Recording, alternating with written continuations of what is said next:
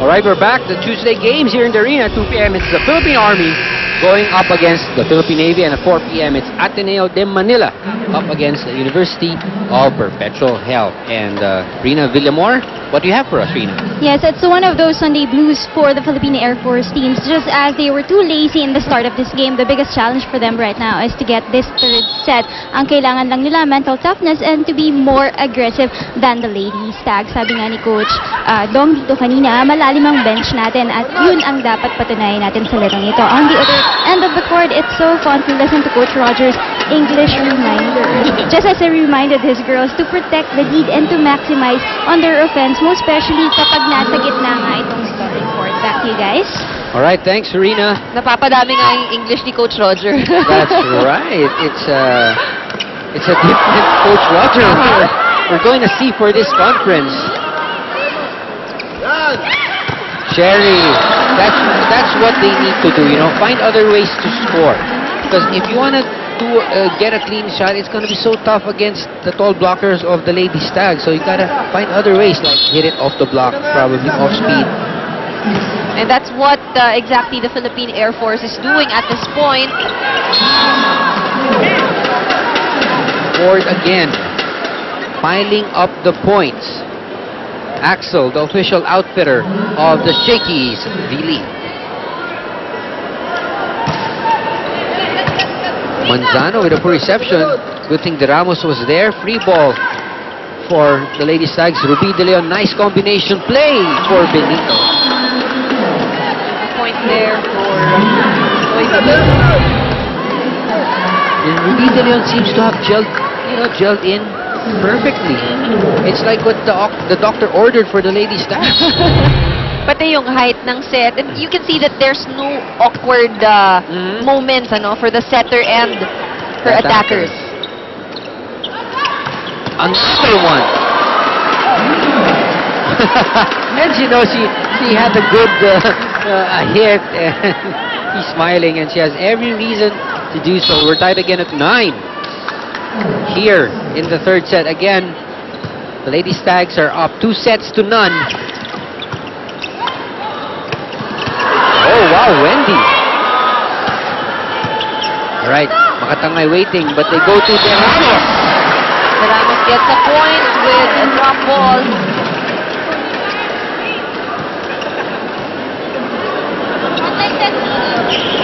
(10-9).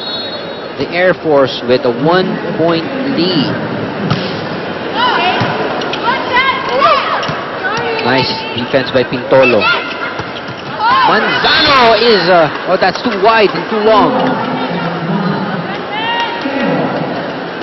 We're tied at 10.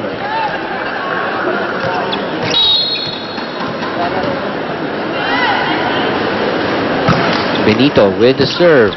Poor reception from Aiza. Free ball. Nice play. Nice play. That was a good fake from Jane Goli. Look at where she's coming in. You think she's gonna go right, but she moves left. Kaya bukas na bukas yung kanan. Adjustment. You know, and yung mga ganong passing plays, nagagawa nilang pagkabisado ng setter. Yung nakakaintindihan talaga yung setter at yung spiker. So that's a good sign. You know, when you see Ruby De Leon signaling to Jeng Boli and vice versa, it means that, you There's no lag time. You can see that the movement is very fluid inside the court. Yeah, quick play, faking to the right and then moving left. Hindi madaling gawin yun. But these points are piling up for the Lady Stags. They have retaken the lead 13-10. Let's listen to the timeout of the Philippine Air Force.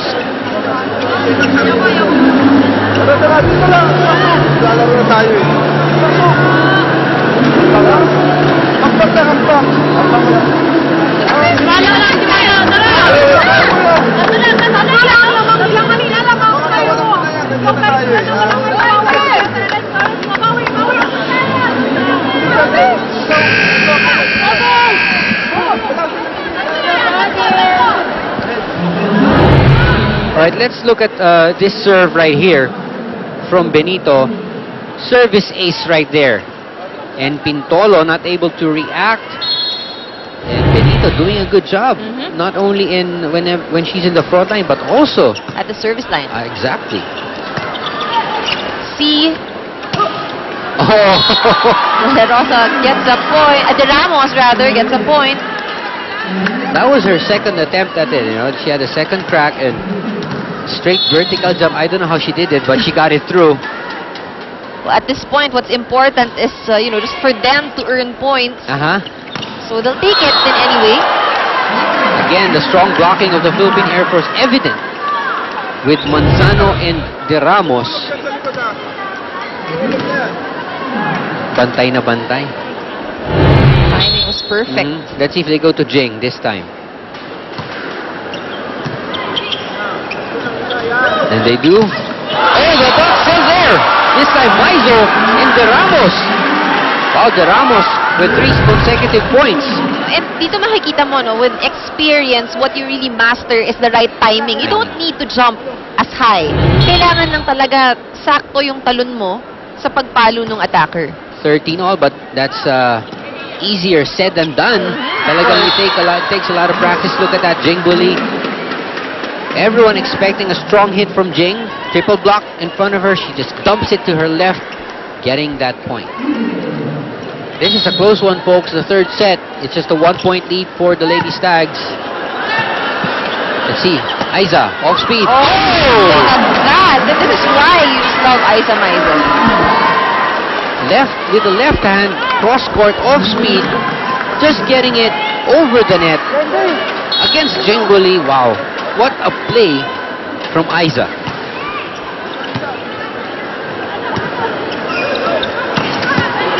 Oh, that was too much for Makatangay to handle. And De La Rosa having a hard time against Wali. De Ramos had more success. Look at that. Doon pinadaan kay De La Rosa. Cross court. 15-14. The Lady Stags with the lead. Cherry sends it up to Aiza. The block is there. Nice set. That's a nice set. Manzano sending it wide. Good adjustment by Ruby. She was almost going to get the ball. Binitawan ng ulit. Good read. 2-point lead for the Lady Stags. We'll be back with more third set action after this break.